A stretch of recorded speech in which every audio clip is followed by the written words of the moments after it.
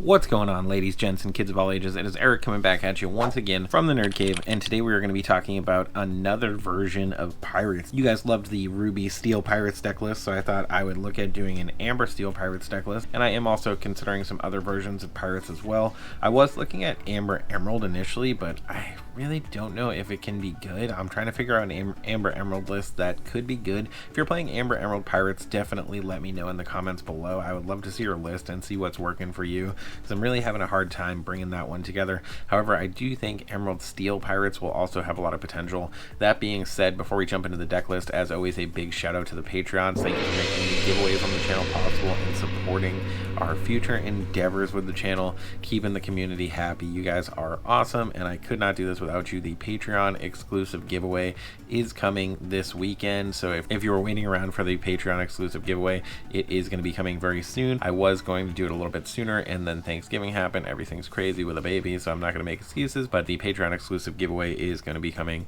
this weekend. So if you're not subscribed to the Patreon, now's a great time to do so. Get into that giveaway and win some free stuff. That being said, let's go ahead and talk about today's deck list, Amber Steel Pirates. So the first character in the 1-drop slot is going to be for Captain Hook Forceful Duelist, a 1-cost inkable character, 1/2 stat line, questing for 1 and has Challenger 2, so he is potentially going to be able to punch in for 3 on those characters who may be giving you a hard time with some of your other early game plays. Next up, this one's not a pirate, just a great early game character when you need a little bit of aggro in those matchups where it's going to be really good for you, and that is going to be Daisy Duck Donald's Date, a 1-cost uninkable character, 1/4 stat line, questing for 2 with the ability Big Prize, which is going to make your opponent reveal the top card of their deck when she quests, and if it is a character, they can put it into their hand, and if it's not, it is going to go directly to the bottom of their library. I've seen people lose Be Prepared to this card, so she can actually be really good. If that ability hits the wrong thing, it can be pretty beneficial for you as the aggro player. And the last 1-cost character in the deck is going to be for Rabbit Indignant Pirate. He is a 1-cost inkable character, 1/2 stat line, questing for 1. And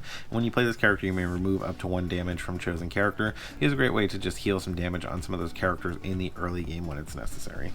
And he's another pirate. The last 1-cost card is going to be 2 Pooh Pirate Ship, 1-cost uninkable item with pay 3 and exert it. Return a pirate character from your discard to your hand. It would be fantastic if it was to play, but it is not. But you can get a pirate character potentially back from your discard to your hand every turn once you have a little bit of ink in the later game to just kind of help you keep that pressure on. Jumping over to the 2-cost slot, for whatever reason, not a pirate. Still a very good card in those matchups where you need to be able to put a little bit of damage down, and that is going to be Jim Hawkins Stubborn Cabin Boy, a 2-cost inkable character, 0/4 stat line, questing for 1, but every time you ink, he is going to get +2. Obviously, with a deck like this, you are only going to be inking once a turn, but still a 2/4 can be really good, and moreover, you're really trying to get him into play to go ahead and shift with him. Great way to deal with those early game locations with the shift to Jim Hawkins. Jim Hawkins, I think, is still pretty good. Probably more likely where you want to be on turn 2 with this deck.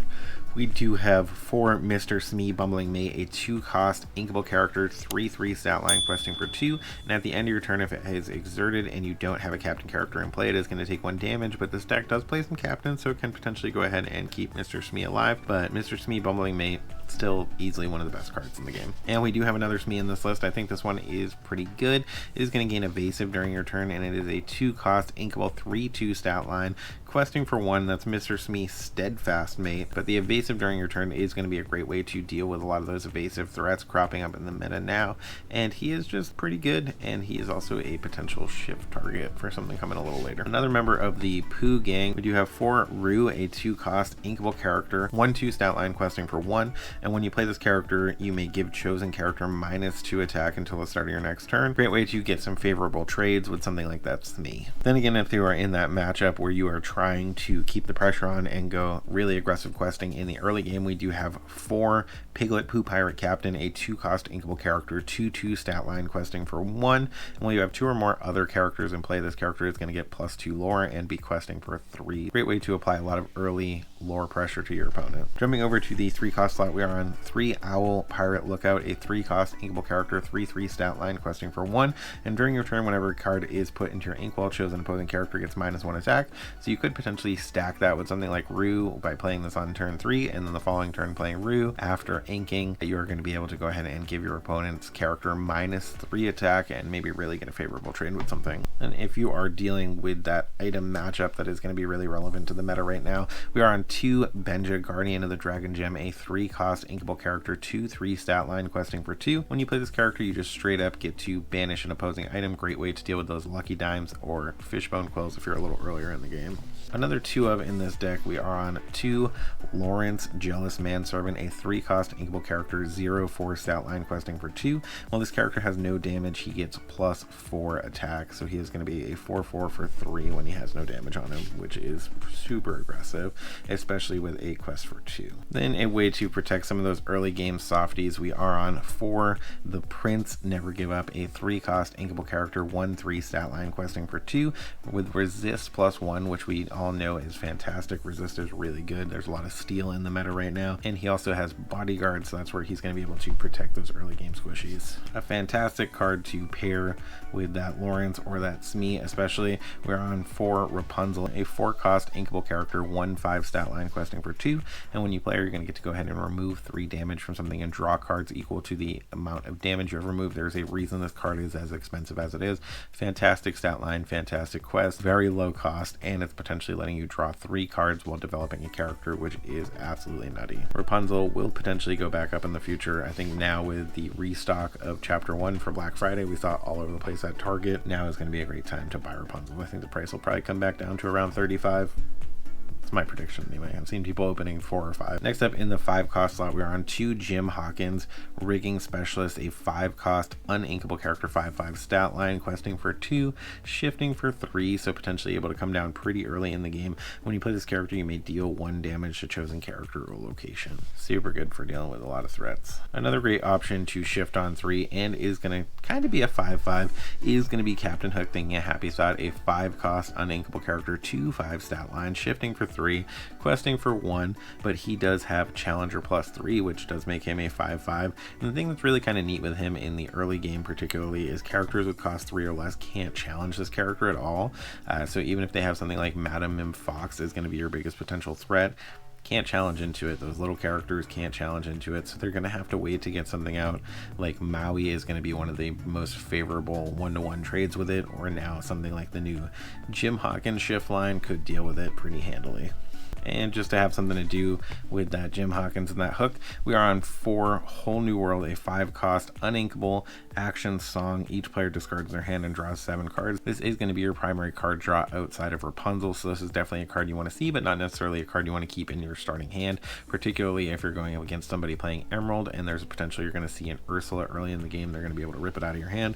Not a card you can reliably hold in your starting hand. However, if you are on a Captain Hook shift line or a Jim Hawkins shift line in the early game that you know is going to be reliable and you're not going against that Emerald matchup, definitely a great card to keep in your starting hand. Go for that early shift and get their hand gone and your hand gone and refill with 7 new cards. Second to last character and another potential shift line to be able to go ahead and sing those Whole New Worlds.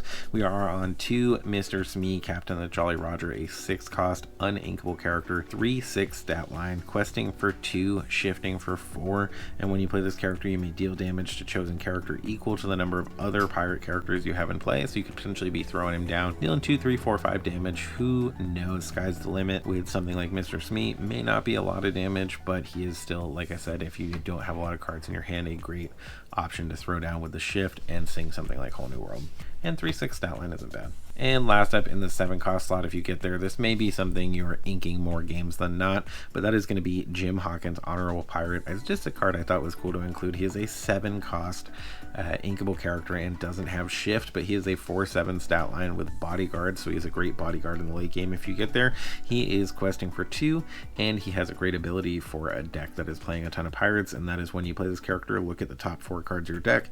You may reveal any number of pirate character cards and put them into your hand, put the rest on the bottom of your deck in any order, so you really don't lose if you're not hitting pirates. They're just shipping to the bottom, but every pirate you are hitting is going into your hand, so Jim Hawkins can be really good in the late game, but maybe in a lot of games you're just sinking him. But that is my take on Amber Steel Pirates. I don't know that it's going to be the new big competitive deck, but I think the deck is a lot of fun. And I think if you're just looking to play something a little bit different with Pirates and you want to get some different cards in the mix while still being semi-competitive, I think this deck is a great way to do that. I think you could potentially surprise your opponent and take some victories, but would I bring it to a big tournament? Probably not. Are there cards in here that you would or wouldn't have played where you've done something entirely different? Do you think Amber Steel Pirates is even viable in the meta right now? As always, I would love to hear your thoughts in the comments below. Thank you guys for sticking around to the end. Remember to like, comment, and subscribe. And when you see those toys, video games, and pirate deck lists featuring the big old Jim Hawkins off in the distance, remember, it is not a mirage. You guys have a great day.